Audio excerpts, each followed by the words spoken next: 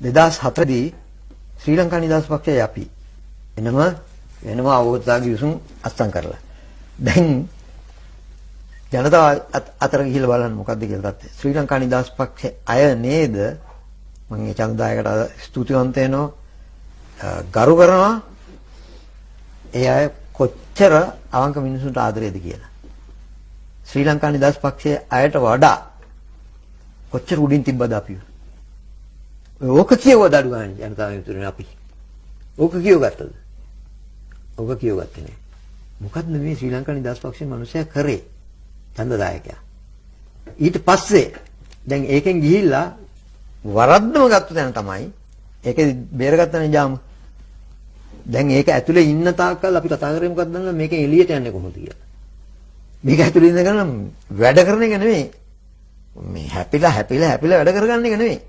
සල්ලි දුන්නා ජයසුන්දර මහත්තයා එයාට නොඑක් විවේචන තියෙනවා අපිටත් විවේචන තියෙනවා ඒගොල්ලන්ට අපේ අමාත්‍යාංශ හතරට සල්ලි ඉල්ලුවොත් කොයි වෙලාවක හරි කවදාවත් නැහැ කිව්වේ නැහැ. ටක් ගාලා දෙනවා. ඇයි එහෙනම් එහෙම යන්න හැදුවේ? ඒකම තමයි මට තේරෙන්නේ නැත්තේ. ඒවා මට කියන්න මොකද කියේ. මොකක්ද දන්නවද ප්‍රශ්නේ?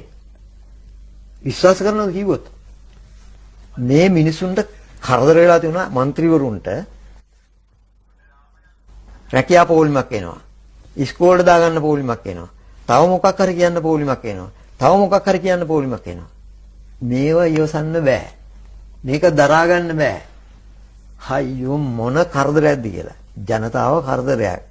මං කියන්නේ කෝටියක් එන්න එපයි පොලිමේ. ඒකට කැමති වෙන්න එපාය. එක දවසයි තිබුණේ මහජන සම්බන්ධතා දිනේ මං හිතන්නේ එකයි තිබුණේ සතියට.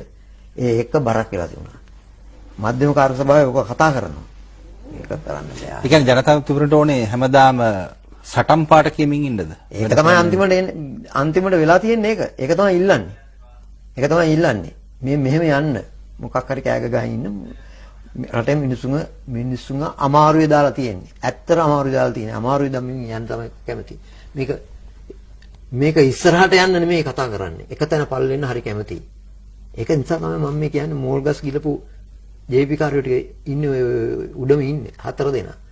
එහෙමයි යන්නේ. දැන් ඊළඟ මොකක් කරන්නද? දැන් ශ්‍රී ලංකා නිදහස් පක්ෂයේ ඡන්දදායකයා කියපු දේ මං කියන්නද? කියපු දේ තමයි ජනතාව විතරේ ඡන්දයක් දුන්නාට වැඩක් නැහැ. ඒගොල්ලෝ වැඩ කරන්නේ නැහැ. සම්පූර්ණ ඇත්ත. පිළිගන්න ඕනේ ඒක. පිළිගන්න ඕනේ ඒක. ජනතාව විතරේ මිනිස්සුන්ට ඡන්දයක් දුන්නාට වැඩක් නැහැ. ඒක හොඳටම පේන්නේ කොයිලා දන්නවද? හොඳටම පේනුනේ යුද්ධේ පටන් ගත්ත වෙලාවේ මම කලින් කියලා තිබුණා වගේම කලින් දැකලා කියලා තිබුණානේ. පෙර දැකීම යුද්ධේ මහ පරිමාණයෙන් එන වෙලාවට අපි ඇතුළට යන්න ඕනේ. දැන් නොගිය එක මම පිළිගන්නේ නැහැ. නමුත් දැන් ඒක සම්මත වෙලානේ මට කරන්න දෙයක් නැහැ. නමුත් අරක යන්න ඕනේ ලිඛිතව තියෙනවා. ලිඛිතව තියෙන විමල් වීරවංශ පොඩි හොර වැඩක් කරානේ. මොකක්ද දන්නවද? මගේ ලේඛනය මගේ අවසර නැතුව පොත පළ කරා. ඒකට අපි නඩු දාලා. ඇත්ත නැත්ත. නඩුවක් දාලා තියෙනවා. ඒ නඩුව තාමත් තියෙනවා. එයා අපිට ගෙවන්නත් ඕනේ.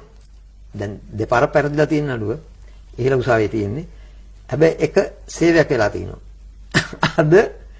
අද ඒක ලිඛිතව ඉතිහාසයේ ඇතුළේ තියෙනවා. ඒකේ තියෙනවා වාක්‍ය හරි ලස්සනට. යම් අවස්ථාවක මේ සහතික ලෙස යුද්ධය මහා පරිමාණයෙන් එනවා. ඒ වෙලාවට නම් ඇතුල් වෙන්න ඕනේ. ඕක කරන්නේ නැතුව. ඕක කරේ නැහනේ. ඒක කරන්නේ මම පරාදයි. එතන ඉඳන් 2005 ඉඳලා මම පරාදයි පුද්ගලික ඇටියට පක්ෂේ පරාදයි. රට පරාදයි. අපි ඇතුළට යන්න ඕනේ වෙලාව තමයි ඒ. අන්න ඒ වෙලාවේ තමයි ශ්‍රී ලංකා නිදහස් පක්ෂයේ සමාජිකයා හරියටම දකින්න ඕනේ. මේගොල්ලන්ට ඡන්දය දුන්නට වැඩක් නැහැ කියලා. ඒකම තමයි තාමත් තියෙන ශ්‍රී ලංකා නිදහස් පක්ෂ සමාජිකයා.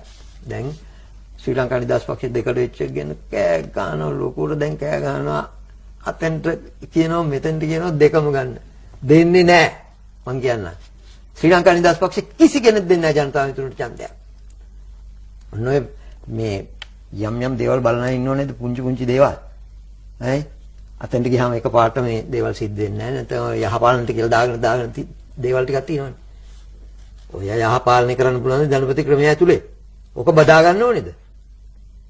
බදා ගන්න ඕනේ සමාජවාදී පක්ෂයක් බදා ගන්න ඕනේ බෑ කරන්න. සාතික ලෙස බෑ. මොන මහත්ය කිව්වොත් බෑ. වික්‍රමසිංහ මහත්තයා තියා මොන මහත්ය කිව්වොත් බෑ. ඒක එහෙමයි. එතකොට දැන් අන්න අතෙන් තමයි හරියටම ශ්‍රී ලංකා නිදහස් පක්ෂය ආවේ මේගොල්ලන්ට ඡන්දය දීලා වෙලාවක් නැහැ. රට අමාරුවෙන් අදින වෙලාවේ මම නම් කියන්නේ මට කිව්වා මට කතා කරා හමුදා ප්‍රධානීන්. ඔයගොල්ලෝ මේ වෙලාවේ දෙන්න ශක්තිය මේ වැඩේට මොන අඩුපාඩු තියෙන්න පුළුවන්. ඒක එහෙම තමයි. ඒ අඩුපාඩු තියෙද්දි අපිට දෙන්න තිබුණා. ඒකට තමයි මම හිටියේ. ඒක දුන්නේ නැහැ. දුන්නේ නැති එකේ ප්‍රතිඵල හරියටම ලැබුවා. 3ට බැස්සා. යුද්ධය යද්දි රටේ අපි ස්ට්‍රයික් කරා. අන්තිම අසාර්ථකයි. ඕවා පේන්නේ දැක්කේ නැහැ. ඉදිරියේදීත් ඔහොම තමයි. ඉඳලා මොකක් හරි අර තරුණයන්ගේ භාෂාවෙන් කියනවා වර්චස්ම වැඩක් කරා.